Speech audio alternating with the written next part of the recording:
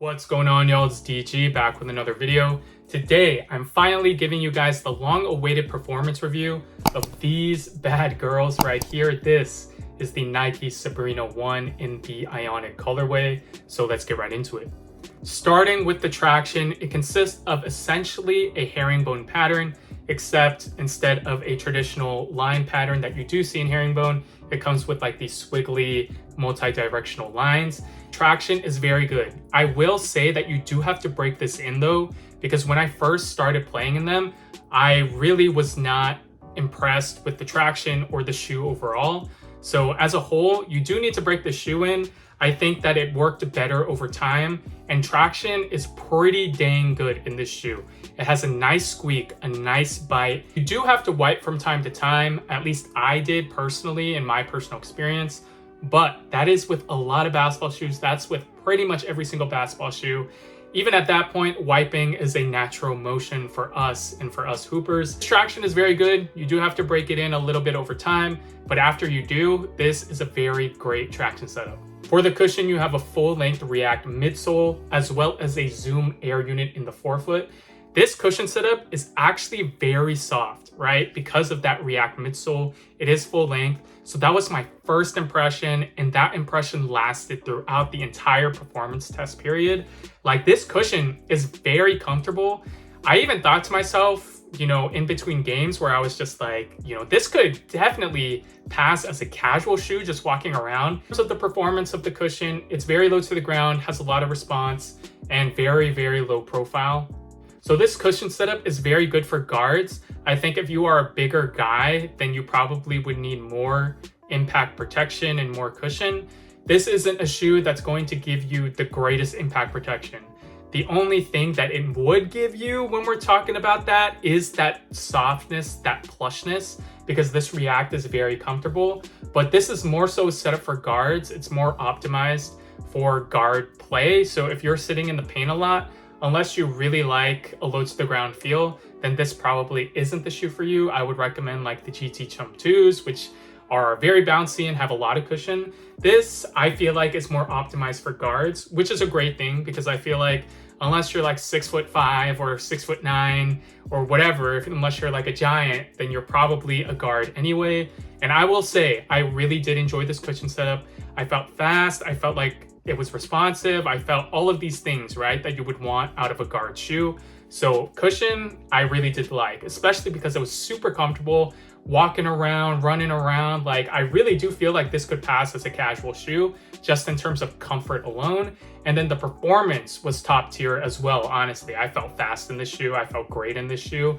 And I never really had any knee pains or anything like that either. So it felt good. The materials consist of these textiles and this knit embroidery material on the top.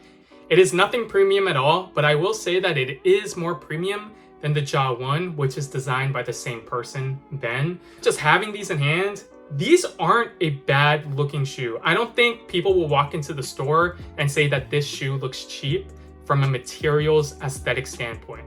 So if you're someone who's worried about like, oh, this shoe looks cheap, it costs $130 and I'm not sure if I want Nike ID for $150 and I am afraid that this shoe just looks cheap from a material standpoint, I don't think that's the case with this shoe at all.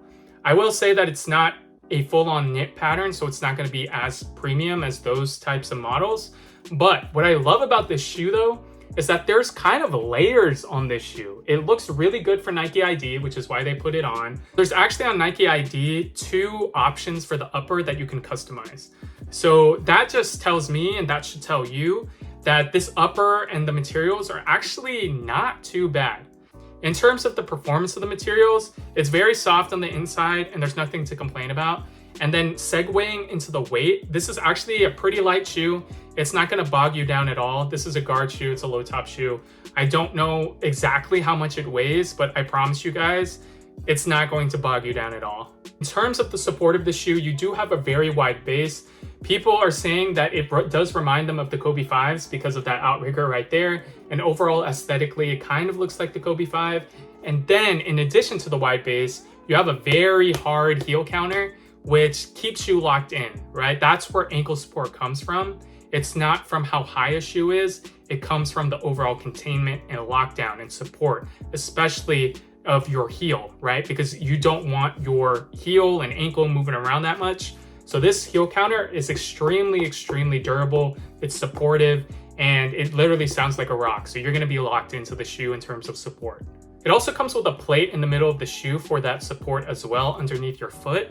And that's where I have some criticisms, because I didn't really feel any bounce back or energy return from this shoe. And I felt like the plate was supposed to give us that. And at least for me, I really didn't feel a lot of bounce in this shoe. I didn't really feel a lot of support in that area.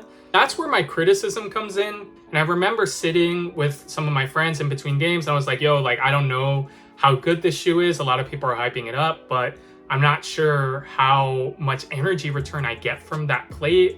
But when I switched out the insoles for the game day move insoles, I had such a better experience. Like, it's crazy how much this shoe is improved by changing out the insole. I would actually say that this was the biggest impact that I've seen from the move insoles with this shoe.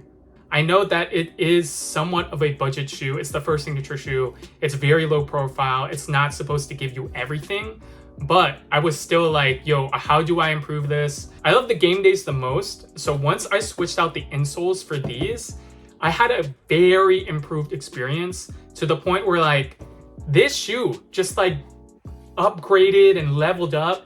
It was like a Charmeleon, and then putting this made it a Charizard, guys. Like, I'm serious, where I felt more bouncy, I felt more supported. I just felt better with this insole right here. And the reason for that is because it comes with a built-in plate right here. So it literally gives you more energy return. It gives you more impact protection as well, because this is a more cushioned insole with a crash pad on the heel. And I was already having a good experience. It was just the plate in the middle that kind of disappointed me. So I was like, well, these have a plate, right? So let me put them in. And I honestly think that this was the most impact that I've seen in terms of just putting this insole in and seeing the improvement of a product just with changing the insole. So that's my monologue on the support as a whole. Performance-wise, it's very good just by itself.